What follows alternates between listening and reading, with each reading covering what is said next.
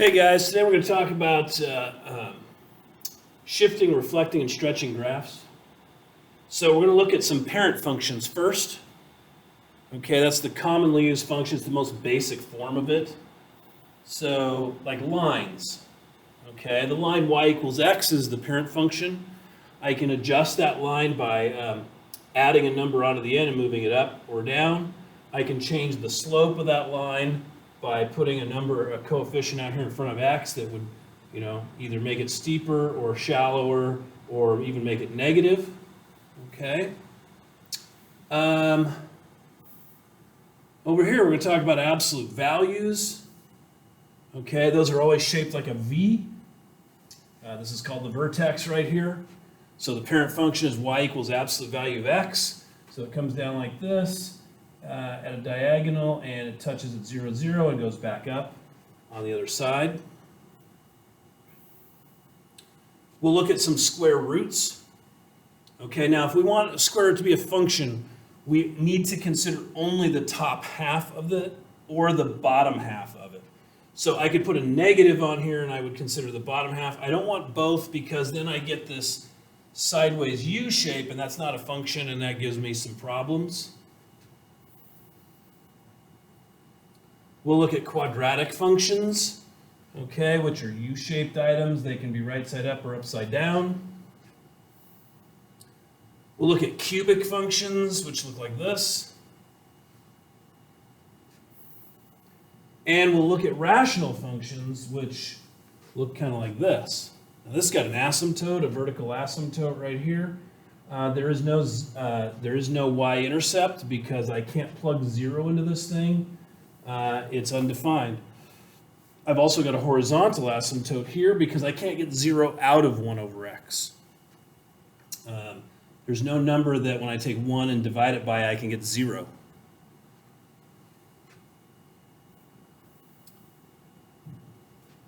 Okay, transformations of functions. So vertical and horizontal shifts.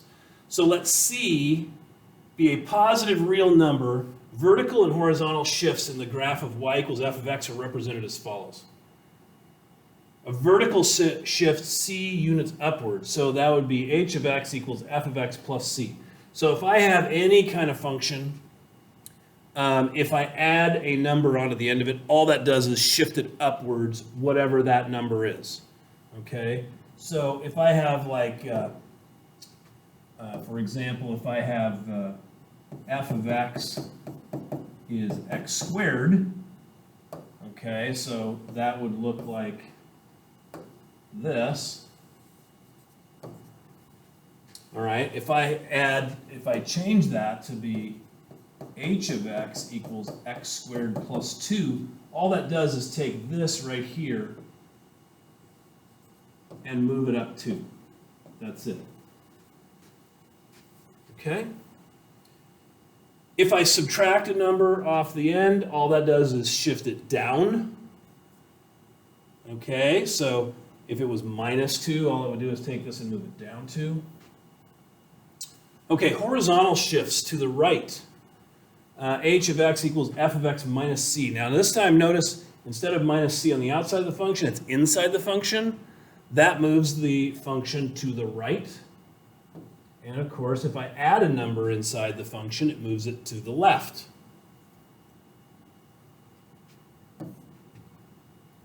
So graphs can also be obtained from combinations of vertical and horizontal functions. These shifts generate a family of functions.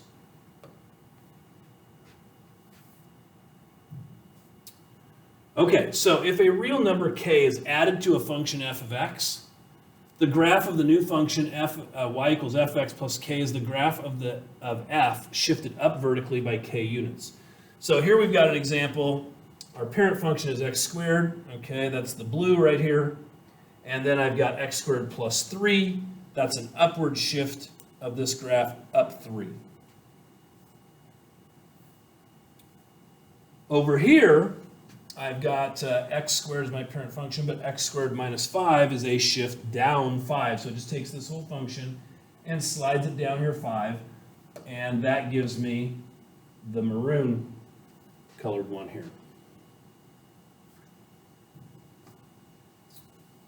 If the argument x of a function is replaced by x minus h, the graph of the new function, y equals f of x minus h, is the graph of f shifted horizontally h units to the right.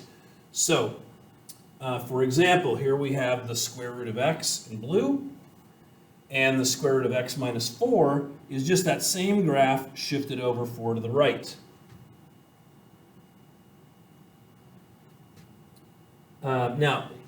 Here we have the square root of x and the square root of x plus 7. That's moved it to the left. 7. Okay. Now, keep in mind that most people the biggest problem people have with this is they think this moves it to the left because negative is to the left. Yeah, and that's true. But it goes against the grain here. It shifts it. And if you think about it, why does it do that? Well, the square root of, if I have f of 0, that's the square root of 0. That's just 0. But if I have g of 4, g of 0, if I try g of 0, I can't even do that because that's the square root of negative 4. If I have f of 4, though, 4 minus 4 is 0, and I square root that 0, so that moves this point clear over to here.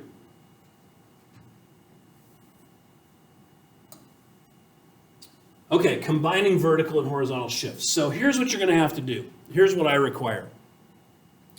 If you're going to show transformations, you must start with the parent function and then show all the steps in order to graph this, okay? Now, if you were just had to do this for, work or something like that, you wouldn't necessarily have to do that. But otherwise, I don't know if you know how to do the transformations, okay? So you're going to have to show the transformation. So we start with some light-colored thing, and the parent function here is x squared. So we're going to go ahead and we're going to start with x squared. So that would be 0, 0, 1, 1, 2, 4, 3, 9, negative 1, 1, negative 2, 4, negative 3, 9. So here's my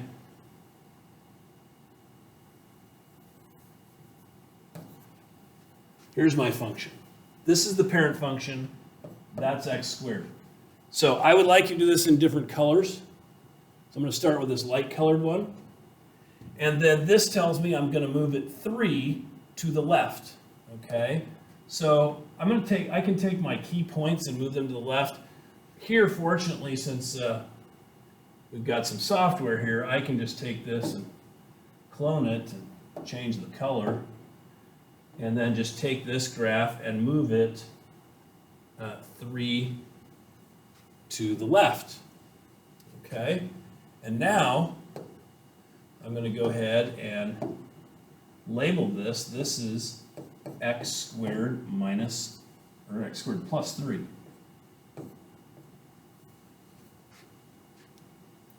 Okay, now my last transformation would be to move this down 5. So I can clone this again. I always like to use red as my final color. And remember, it doesn't go from here, it goes from here, because I've already moved it to here. Now I'm going to move it down 5. 1, 2, 3, 4, 5. And I'm going to go ahead and label that. That's x plus 3 squared minus 5.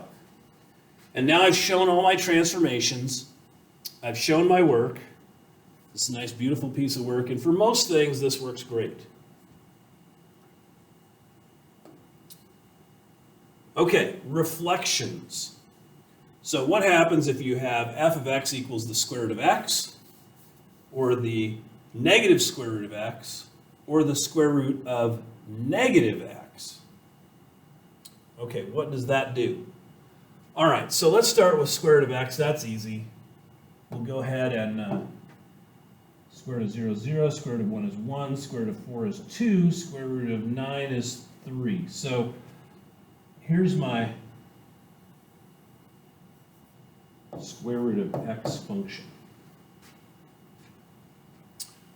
All right, the negative square root of x, what does that do? Well, that's going to reflect it over the x-axis, okay? Because it's just going to give me the negative answers to this. So we went ahead and did that in orange, and then we'll go ahead and do this in green. So it's still 0, 0, but now this is going to be the square root of 1 is 1, but then we're going to put a negative on the front. Square root of 4 is 2, but we're going to put a negative on the front, and square root of 9 is 3, we're going to put a negative on the front of that. That's going to give me this. So this is the negative square root of x.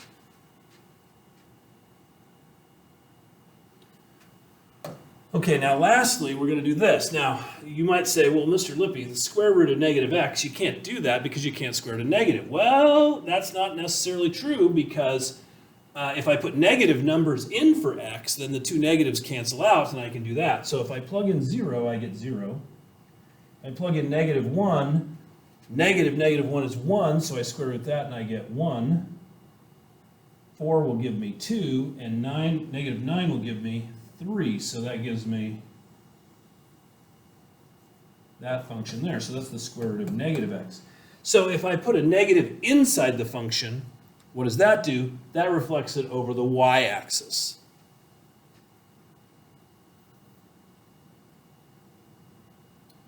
And of course, if I did both, that would give me one down in the quadrant here. So what would that look like? That'd be like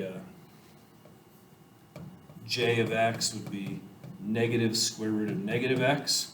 Okay, now these two negatives don't cancel each other out because one's outside the square root and one's inside the square root. So that would just take this, put a negative on the front. That's going to give me these answers right here.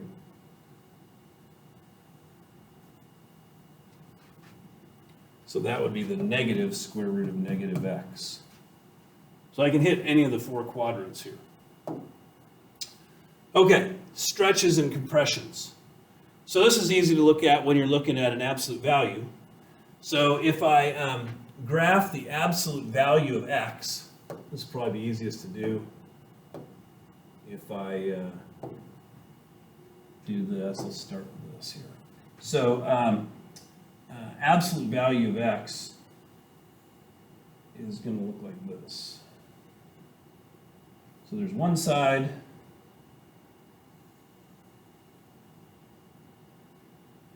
and there's the other side.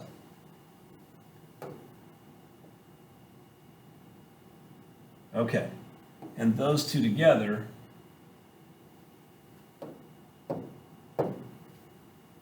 there we go.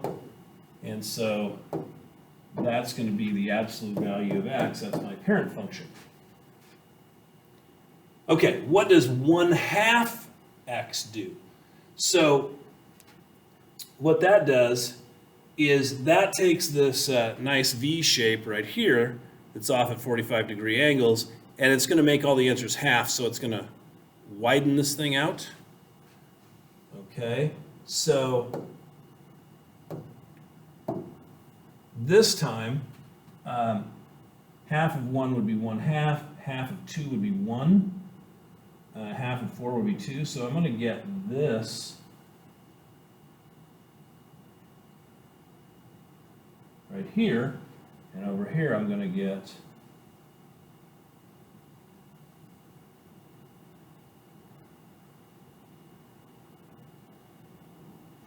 that right there.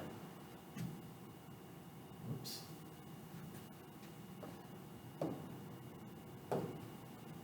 Uh-oh. Undid the wrong thing here.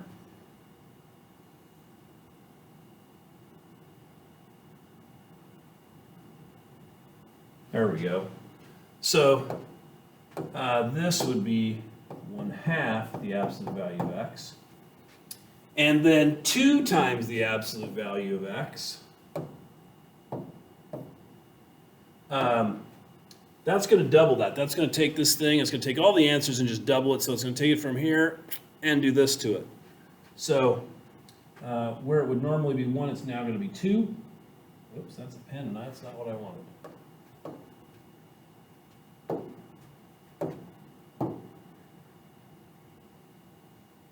Where it's 2, it's going to be 4.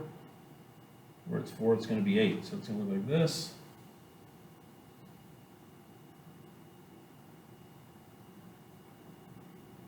like that.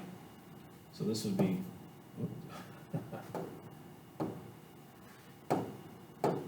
this would be 2 absolute value of x here.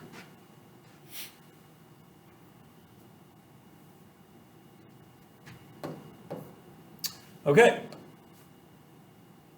What about something like this? Here I have a sine function. So sine is a nice curve that goes, starts at 0, goes to 1, goes to 0, goes to -1, goes back to 0, and it just keeps repeating that pattern over and over and over, forever and ever and ever. Okay, and my key points here, pi over 2, pi, 3 pi over 2, and 2 pi. So, graph 3 times the sine of x. Well, that multiplying a number outside of sine, so what that's going to do is it's going to stretch it vertically. So everywhere there's a 1, it's now going to be 3. Everywhere there's a -1, it's now going to be -3. The zeros, 3 times 0 is just 0, so it stays in the same place. So I always like to graph the key points, the maximums, the minimums, and the zeros. And then I can go back and draw this pretty nicely.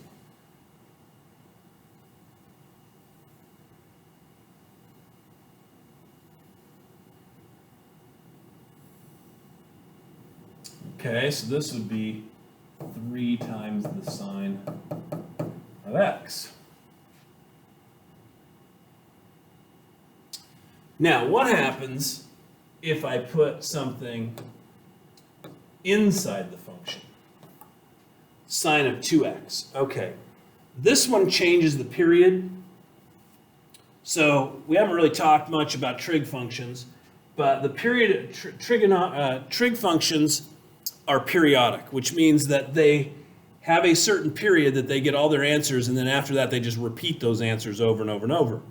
Okay, so you can see that here I get one complete cycle of sine between 0 and 2 pi. So the period of sine is 2 pi. Okay, and then it just starts over again. Well, a number inside here changes that period. And there's actually a formula for it. The period would be 2 pi divided by w, where this is w right here. So now the period would be 2 pi divided by 2, which would be pi, which means I get a complete cycle every pi. Okay, so what does that look like? It's going to look just like the red one, except it's going to have one cycle that completes by pi. So it's going to look like this. It's going to go here, here, here, here. Okay, and then it's going to repeat itself. So it's going to go here, here, here, here, and over here.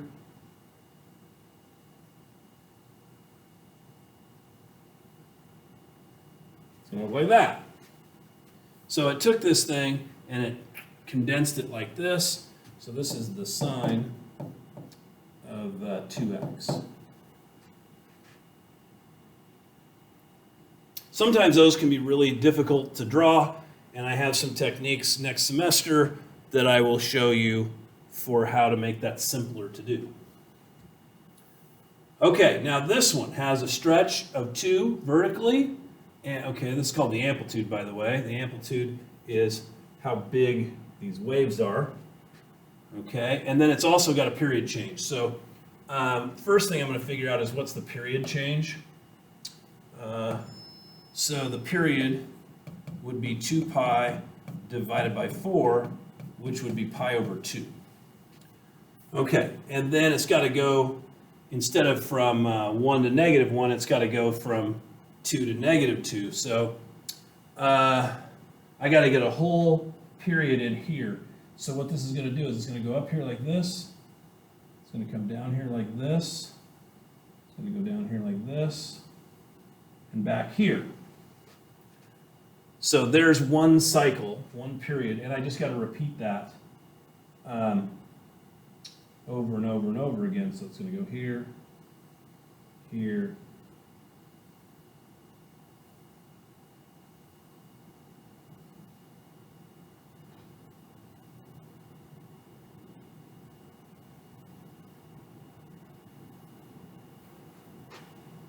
All right, so this is starting to get to be a little bit messy here. Oh, yeah, I kind of got off on this. Go here and back down.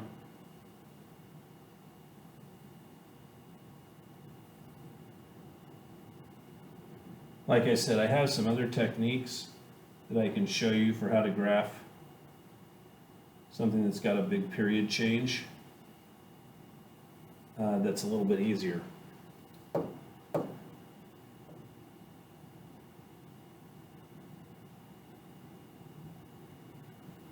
Okay, so that would be 2 sine 4x.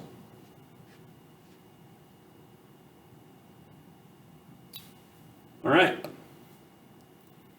How to graph something like this? 3 over x minus 2 plus 1. Okay, so we're going to start out with our parent function, and our parent function is going to look like this. It's going to be 1 over x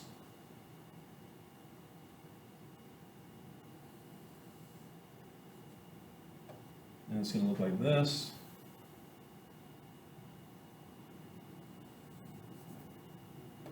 I need to make sure I go through the point 1, 1, and negative 1, negative 1. Okay, so this is 1 over x. Now, I always kind of like to do stretches first and then transform them. So I would do 3 over x next. Okay, so it's just going to take all the answers to this and multiply them by 3. So this I'm going to kind of estimate because I'm going to move it down here. The negative 1 is going to go to negative 3. The positive 1 is going to go to positive 3. And I just kind of estimate this a little bit. So this is going to kind of go like this.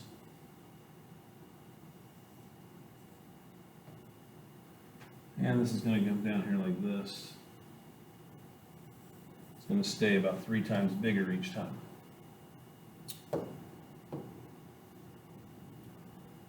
Okay, so that's going to be 3 over x.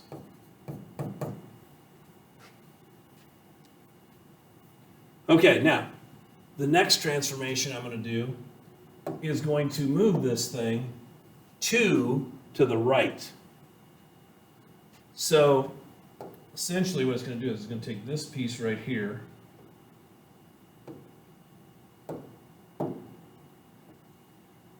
okay, it's going to move it 2 to the right. So the asymptote's not going to be at 0, it's going to be at 2.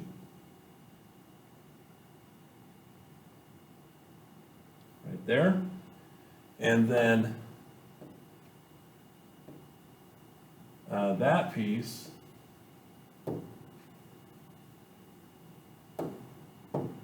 is also going to get moved 2 to the right. So, because it's got to have an asymptote at 2 as well. So it's going to go like right there.